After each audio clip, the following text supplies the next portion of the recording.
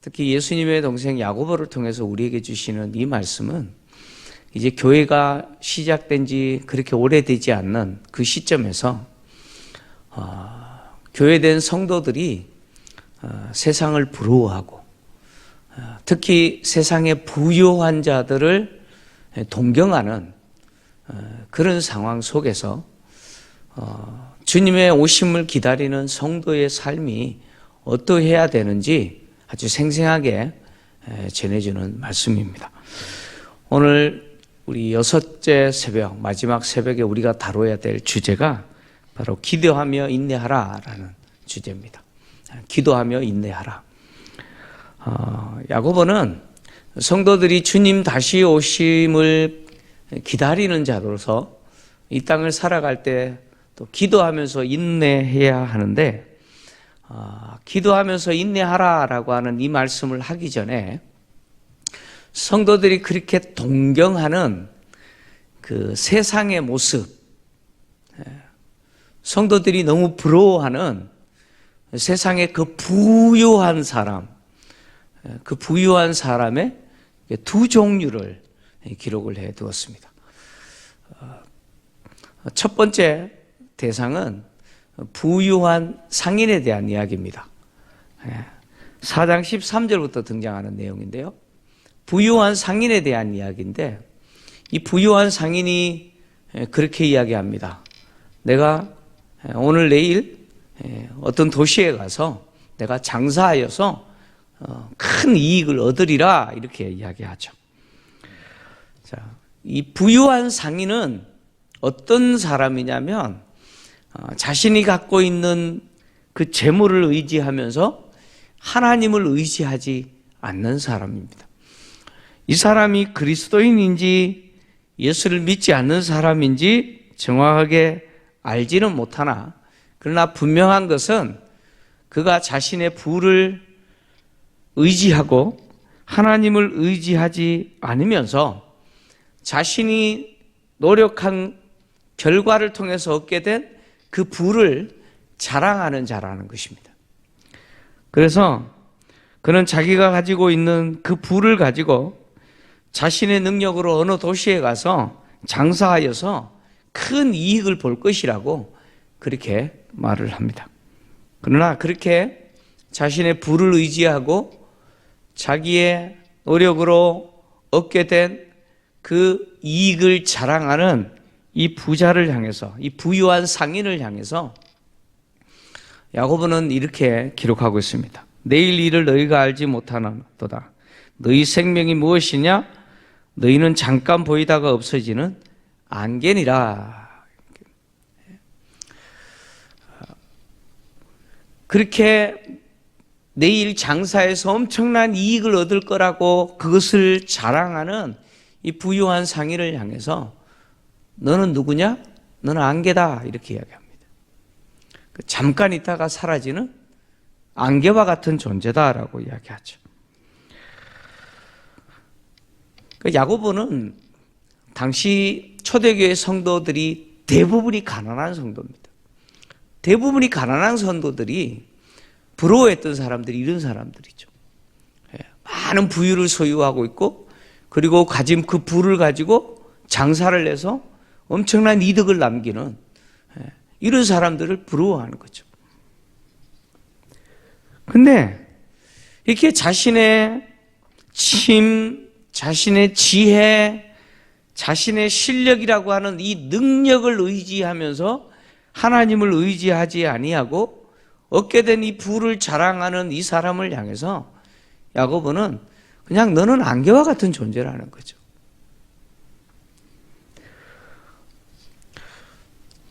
우리 주변에도 이런 사람들이 있잖아요. 그죠? 예, 이런 사람들이 있잖아요. 하나님을 의지하지 아니하고 자신이 가진 부를 자랑하면서 그 부를 계속 불리는 사람 있지 않습니까? 그죠? 그 사람 부럽잖아요, 한편으로.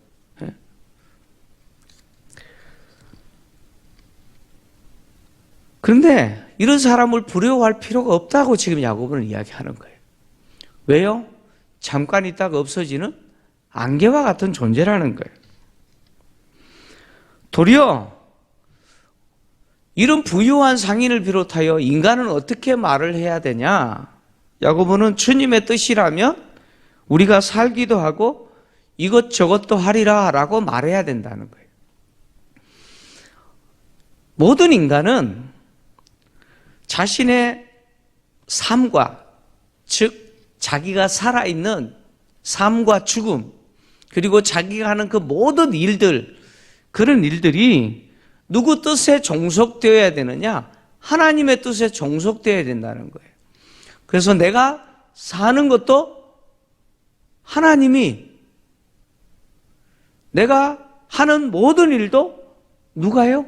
하나님이 하나님의 뜻대로 하시도록 하나님께 내어드려야 된다는 거예요. 하나님 뜻에 맞춰야 된다는 거예요. 그런데 이 부유한 상인은 그렇지 않죠. 그는 자신을 의지합니다. 자신의 실력을 의지하고요. 그리고 자신의 능력으로 얻은 그 부를 자랑하죠. 그래서 이 부유한 상인이 자랑하는 이 자랑을 야고보는 뭐라고 표현했냐면 허탄한 자랑이다라고 이야기합니다. 허탄한 자랑. 제가 어릴 때 기억나는 게 연말이 되면 이제 겨울 방학이 되잖아요. 겨울 방학이 되면 1년 동안 사용했던 그 책을 이제는 버리는 거잖아요. 그죠? 물려줄 사람이 없으면 버리는 거예요. 그 책을 쌓아놓지 않잖아요. 버리잖아요. 그러면 그 책을 갖고 뭘 만드느냐면 딱지를 만들어요. 열심히 딱지를 만들어서 이만큼 들고 어디 가요? 이제 따먹기 하러 가죠. 그죠? 그 열심히 흔히 떼기 친다 그러면서 열심히 때려서 뒤집기 해가지고 막 배에나 따가지고 집에 오면 그날 밥 안 먹어도 배부르죠. 그죠? 그죠? 그래서 막 이렇게 쌓아놓고 자랑해요. 부럽죠? 그죠? 근데요, 어릴 때는 그게 진짜 부러워서요. 제가 지금 하고 싶은 이야기는 뭐냐면 세상에서 자기의 실력을 믿고 재물을 쌓는 것을 자랑하는 그 사람들의 그 모습이 하나님 보실 때 그렇다 그런 겁니다. 아들이 밖에 나가서 딱지치기 해가지고 막 엄청나게 따가와가지고 싱글벙글 웃으면서 들어오는 그 아들을 보고 있는 아버지의 마음은 물론 기분은 좋겠죠. 이래가지고 막 투덜거리면서 들어오는 것보다는 낫겠죠. 근데 부모의 입장에서 그거 보면 그거 재산입니까? 그 아이의 인생에 뭐 도움 됩니까? 그런 거죠. 딱지 땄다고 좋아가지고 그 아이를 보는 부모의 입장과 같은 거예요. 그거 아무것도 안 해요. 그 나중에 다 어떻게 해야 돼요? 다 버려야 돼요. 그거 다 버리는 거예요. 이 부유한 상인의 자랑도 그렇다는 거예요. 그 허탄한 자랑을 하고 있다는 거예요. 하나님을 의지하지 아니하고 자기가 이룬 성공을 자랑하는 이런 인간의 자랑을 하나님은 허탄한 자랑이라고 이야기합니다. 왜 그것이 허탄한 자랑입니까? 사실 자기의 실력을 믿고 하나님을 의지하지 않으면서 자기의 성공을 자랑하는 것은 죄입니다. 그게 죄예요.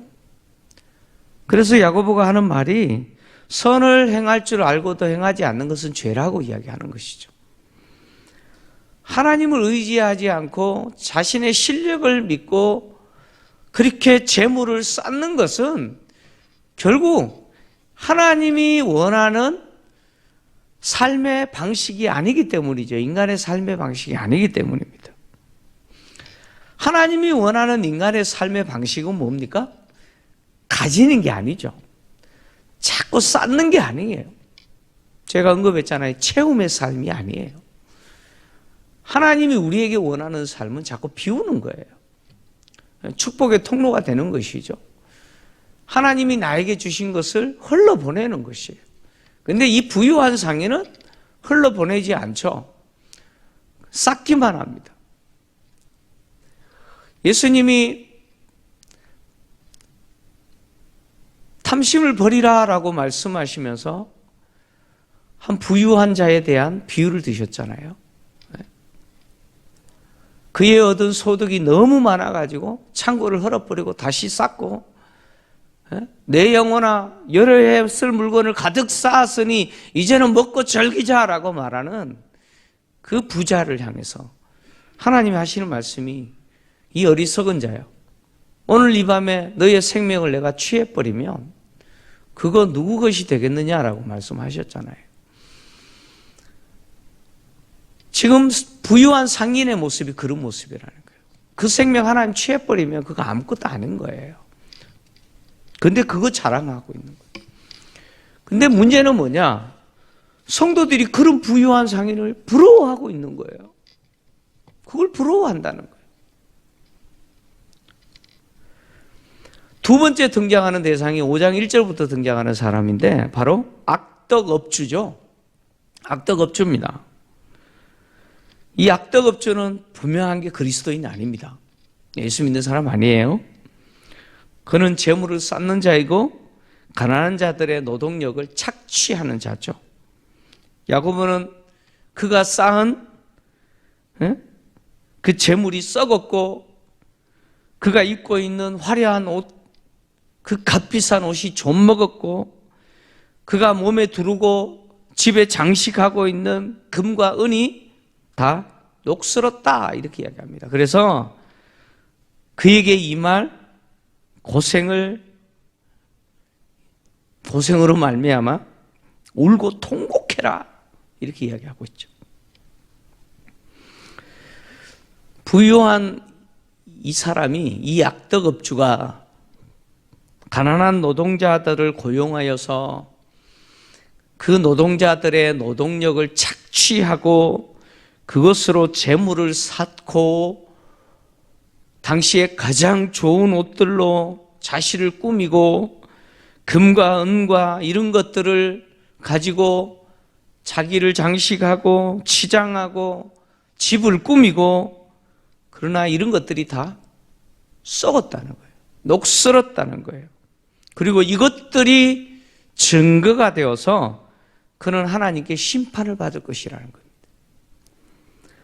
너희 살을 먹으리라 라는 말이 바로 심판을 이야기합니다.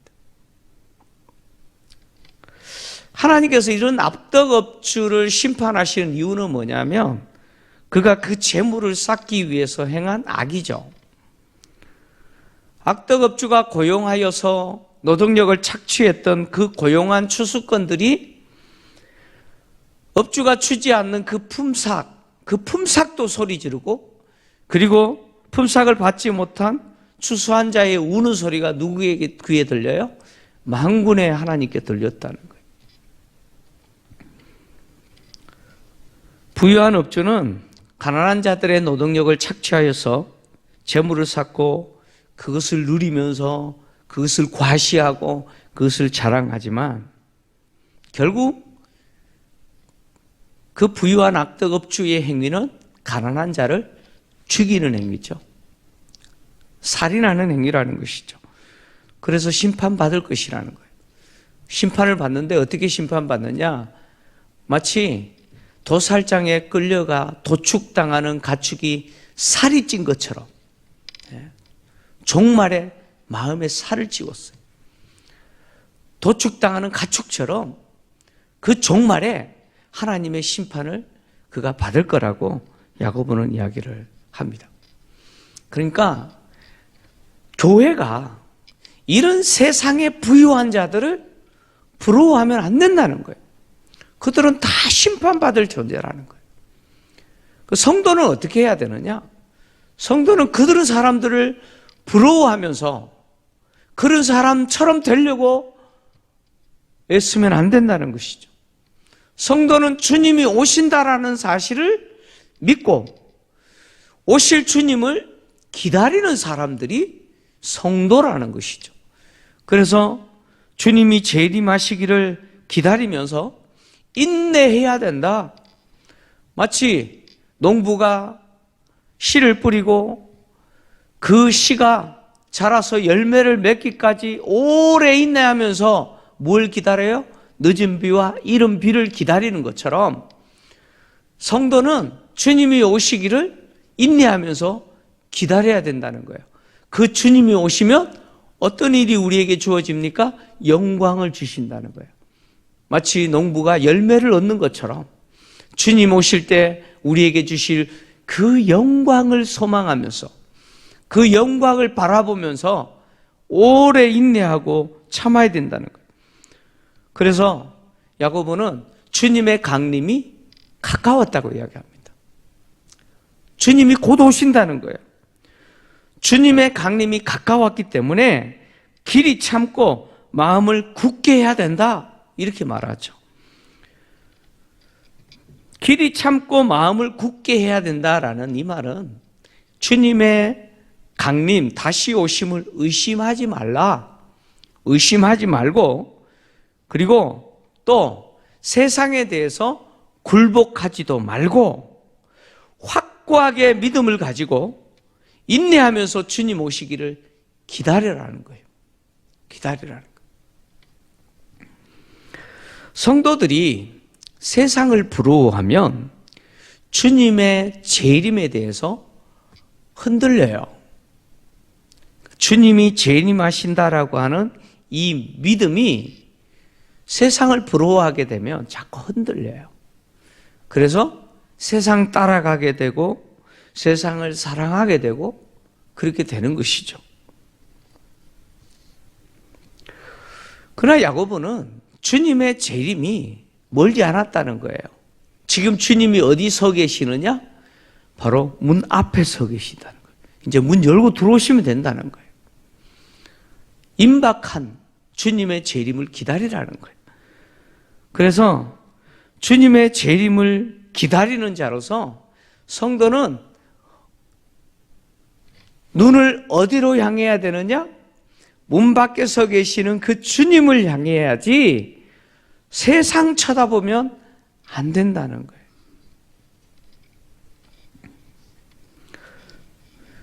세상 쳐다보면 세상 부러워지고, 세상 부러워지면 교회 안에서 어떤 일이 일어나느냐? 다툼이 일어나죠. 서로 원망하고 비방하고 이런 일들이 일어난다는 거예요. 그래서 야고보는 문 앞에 서 계시는 그분이 누구냐? 심판주라는 거예요. 우리가 무엇을 했는지 그 결과에 따라서 우리에게 상을 주시기도 하고 벌을 주시기도 하시는 분이라는 거예요. 그래서 곧 오실 그 주님을 바라보면서 서로 원망하지 말라는 거예요. 왜요? 원망하면 그 원망한 것 때문에 뭘 받아요? 심판을 받는다는 거예요. 성도들이 서로 원망하는 이유는 뭡니까? 세상적 가치가 교회 안에 들어왔기 때문에 서로 원망하는 거예요. 어제 새벽에 보았던 것처럼 그 세상적 재물이라고 이야기하는, 사람들이 세상을 숭배하면서 그렇게 간절히 원했던 게 뭐예요? 그 돈을 사랑하고 명예를 사랑하고 인기를 사랑하고 권력을 사랑하는 그 가치, 그 삶의 기준이 교회 안에 들어오니까 서로 원망하고 그렇게 하는 것이죠. 다툼이 일어나는 것이죠. 그러나 그것은 주님의 오심을 기다리는 성도의 삶이 아니라는 것이죠. 그래서 성도는 주님 오시기를 기다리면서 인내해야 되는데 그 인내의 본을 바로 선지자들을 삼어라 라고 야고보는 이야기합니다. 주의 이름으로 예언했던 선지자들의 그 고난과 인내를 본으로 삼어라 라고 이야기하죠. 여러분, 선지자들이 고난을 당했습니다. 선지자들이 고난을 당했는데 선지자들이 고난을 당한 이유는 무엇입니까? 선지자들이 고난을 당했는데 선지자들이 고난을 당한 이유가 무엇이었습니까? 주님의 이름으로 예언을 했기 때문이죠. 그들은 세상을 사랑하지 않았어요. 세상을 사랑하지 아니하고 하나님이 그들에게 주신 말씀을 선포하고 그 말씀이 이루어지기를 어떻게 했어요? 인내하면서 기다렸죠. 기다렸습니다.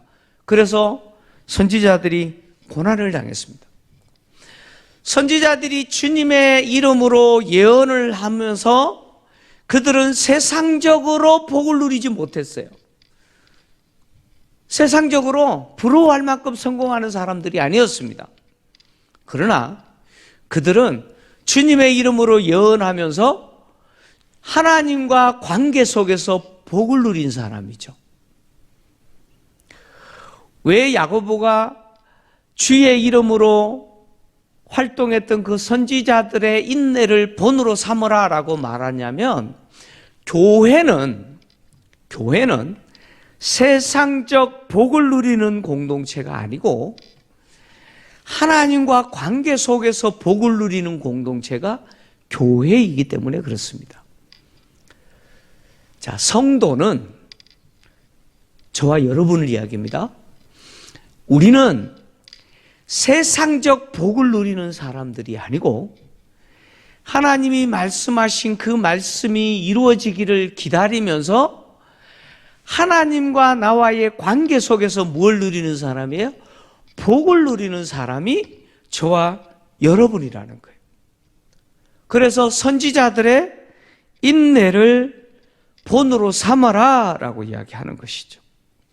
그래서 우리가 중요하게 생각해야 되는 것이 세상적 복이 아니에요. 우리가 정말 중요하게 생각해야 되는 것, 중요하게 여겨야 되는 것은 하나님과 관계입니다. 하나님과 바른 관계예요. 그래서 주님 오시기를 인내하면서 기다리는 성도가 항상 주의하고 신경 써야 되는 것이 하나님과 바른 관계를 맺는 것이죠. 그래서 하나님과 관계 속에서 무엇을 누려야 되느냐? 복을 누리셔야 돼요. 야고보는 하나님과 관계 속에서 인내할 때 하나님은 무엇을 주시느냐? 반드시 복을 주신다. 누구를 통해서 예를 들었느냐? 욥의 예를 들었습니다. 욥의 인내를 이 야고보가 지금 말하고 있는 이 말을 듣는 이 수신자들이 다 알고 있었어요. 그 욥이 어떻게 고난받았고 그리고 어떻게 참았더니 그 인내를 하나님이 복으로 갚아주셨는지 그 결말을 다 알아요. 우리 욥의 이야기 알잖아요. 그죠? 욥이 애매히 고난당했잖아요. 그죠? 그가 뭐 죄 지은 것도 아니고 잘못한 것도 아니에요. 그럼에도 불구하고 그가 고난당했지만 욥이 인내했을 때 하나님이 어떻게 욥에게 복을 주셨어요? 갑절의 복을 주셨죠. 갑절의 복을 주셨어요. 무슨 이야기냐? 욥과 같이 성도들이 주님 오실 때까지 하나님과 바른 관계를 형성하고 인내하면 반드시 복을 주신다는 거예요. 욥과 같이 그 복을 누릴 거라는 거예요. 그래서 야고보는 우리에게 복을 주시는 그 하나님이 가장 자비하신 분이고 가장 긍휼히 여기시는 분이라는 거예요. 그러니까 하나님이 당신의 자녀들이 세상에 살면서 세상 것 바라보지 않고 당신만 쳐다보면서 인내하면서 사는 그 모습을 보면서 하나님은 어떤 분이세요? 좋은 것을 주시는 분이라는 거예요.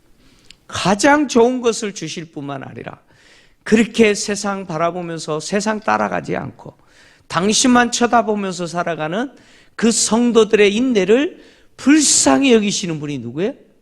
바로 하나님이시라는 거예요. 그래서 주님을 의지하고 주님과 바른 관계 맺고 주님만 쳐다보면서 살아가는 성도는 이 땅에서 거짓말할 필요가 없어요. 거짓말할 필요가 없어요. 그 말에는 항상 뭐예요? 진실만 있죠. 그래서 야고보가 뒤에서 하는 이야기가 우리가 본문 읽은 뒷내용이에요. 맹세하지 말라라고 이야기죠. 여러분, 맹세라고 하는 것은 어떨 때 합니까? 내가 진짜 맹세한다. 이 말을 왜 합니까? 네? 왜 이런 말을 하죠? 네. 거짓이 있으니까 그 말을 하는 거예요. 네? 내가 하는 말이 항상 진실이면 굳이 맹세할 필요가 없어요. 근데 거짓말을 어떨 때는 합리화시키기 위해서 뭘 해요? 맹세한다 그러는 거예요. 그래서 예수님이 교훈하신 대로 야고보도 똑같이 이야기합니다. 옳은 것은 옳다 하고 아닌 것은 아니다라고 말해라. 이것이 뭐예요? 주님을 기다리는 성도의 언어죠. 항상 진실한 말만 하는, 거짓이 없는 말을 하는 그런 삶을 실천하게 되죠. 왜요? 주님 오심을 기다리는 삶을 실천하고 주님만 바라보면서 살기 때문에 그렇습니다. 이렇게 인내하면서 야고보는 뭘 하라? 기도하라라고 이야기합니다. 기도해야 된다. 그래서 인내하면서 성도는 기도를 해야 되는데 왜 기도해야 되느냐? 인내라고 하는 단어 자체가 무엇을 전제합니까? 인내라는 단어가 무엇을 전제합니까? 고난을 전제합니다. 여러분, 고난이 없으면 인내할 필요가 없어요. 고난이 있기 때문에 인내하는 거죠. 근데 그 고난이 있을 때 성도들이 인내할 때 어떻게 인내해야 되느냐? 기도하면서 인내해야 된다는 거예요. 그래서 고난이 있는 자는 어떻게 하라고 이야기합니까? 기도해라 라고 이야기합니다. 너희에게 고난이 있느냐? 기도하라 라고 이야기합니다. 그리고 너희에게 즐거움이 있느냐? 찬송해라 라고 이야기하죠. 인간의 삶에 기본적으로 우리가 경험할 수 있는 게 두 가지입니다. 우리가 기본적으로 경험할 수 있는 게 두 가지인데 첫째는 고난이죠. 고난을 경험합니다. 그 다음에 또 한 가지가 즐거움이죠. 이 두 가지입니다. 우리가 경험할 수 있는 게 고난 아니면 즐거움이에요. 이 두 가지인데 성도들에게 이런 고난이 찾아왔을 때 어떻게 해야 됩니까? 기도하라는 거예요. 하나님께 기도하라는 겁니다. 그리고 우리의 삶에 즐거움이 찾아왔어요. 어떻게 하라고요? 그 즐거움이 내가 이룬 성공이다라고 착각하지 말고 하나님 주신 은혜다라고 생각하고 하나님께 찬양하라는 거예요. 하나님께 감사하라는 거예요. 성도들에게 고난이 찾아왔을 때 그 고난 중에 또 어떤 고난이 있습니까? 육체의 질병이 있어요. 육체의 질병이 있습니다. 이 육체의 질병이 있을 때 어떻게 하라고 야고보는 이야기하느냐? 교회 장로들을 청하여서 그들은 기름을 바르고 기도해라 라고 이야기합니다. 여기서 말하는 교회 장로들입니다. 장로들이라는 말은 바로 교회의 대표들을 이야기합니다. 왜 장로들을 초청하느냐? 바로 교회 대표들이기 때문이죠. 그래서 그들이 기름을 바르고 기도한다라고 하는 것은 바로 교회가 기도한다 그런 이야기입니다. 여러분들이 무슨 일이 있어서 목사님 기도 좀 해주세요라고 하는 것은 제가 기도하는 거지만 교회 대표인 제가 기도하기 때문에 교회가 기도하는 거예요. 무슨 말인지 이해되시겠어요? 교회가 기도하는 거예요. 그래서 교회가 기도할 때 어떤 일이 일어납니까? 병 낫는 역사가 있다는 것이죠. 여러분, 교회 장로들이 기도할 때 병이 낫게 된다라고 하는 것은 그 교회 대표된 장로들이 병 고치는 은사가 있다 그런 이야기 아니에요. 그 이야기가 아니고 교회의 기도를 누가 들어주신다고요? 하나님이 응답해 주신다 그런 이야기예요. 제가 늘 말하지만 여러분 어떤 질병이 있어서 수술을 하셔야겠나 어떤 이런 입원을 하셔야겠나 그러면 절대 교회에 알리지 마라 이런 분들이 간혹 있어요. 절대 알리지 마라. 왜 그러시는지 모르겠어요. 그거는 잘못된 겁니다. 교회에 알리셔서 교회로 하여금 뭘 하게 해야 됩니까? 기도하게 해야 돼요. 그 교회가 해야 될 역할입니다. 교회 대표들이 해야 될 역할이에요. 기도하게끔 해야죠. 그래서 기도 제목을 이야기하셔야 돼요. 제가 입원을 하는데 수술합니다. 기도해 주세요. 말씀하셔야 돼요. 하셔야 돼요. 어떤 경우는 한 달 동안 입원하고 퇴원하셨는데 아무도 몰랐어요. 교회가 기도할 때 그 기도를 누가 들어주셔요? 하나님이 들어주신다는 거예요. 그래서 야고보는 병든 자들은 반드시 교회의 이야기에서 교회가 기도하도록 해라. 왜요? 교회의 기도는 하나님이 들어주시는데, 여러분, 믿음의 기도는 역사하는 힘이 크다라고 이야기합니다. 여러분, 여기 믿음이라고 하는 것은 뭐 믿습니다 그런 믿음이 아니에요. 교회가 하나님의 뜻을 구하면서 그 연약한 성도들을 위해서 기도할 때 그 기도가 믿음의 기도라는 것이죠.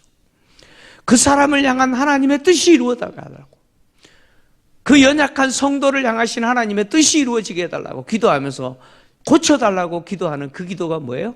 믿음의 기도라는 것이죠. 그 기도를 하나님이 응답하신다는 것이죠. 그래서 또 기름을 바르며라고 하는 말은 뭐 치료행위라고 이야기할 수도 있겠지만 이것은 성별하는 것입니다. 구별하는 것이죠. 하나님, 이 집사님 하나님이 구별하셔서 하나님의 자녀 아닙니까? 하나님이 구별하셔서 특별히 치료해 주십시오라고 구별하는 행위를 이야기합니다. 이렇게 교회가 믿음으로 기도할 때 어떤 일도 벌어지느냐? 그 사람의 죄도 용서받는데요. 대단하지 않습니까?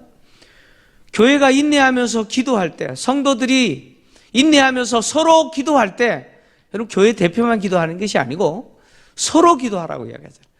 성도들이 서로 믿음으로 기도할 때 그 사람의 죄도 용서받는데요. 야고보가 이렇게 말한 것은 무슨 사건을 근거로 이야기하냐면 예수님이 중풍병자를 고치신 사건을 근거로 이야기하는 겁니다. 예수님이 중풍병자를 내 친구가 들고 지붕을 뚫고 내려왔잖아요. 그죠? 그때 예수님이 누구의 믿음을 보셨어요? 그 내 친구의 믿음을 보시고 뭘 하셨어요? 두 가지를 하셨죠. 첫째는 그 사람의 죄를 용서하셨어요.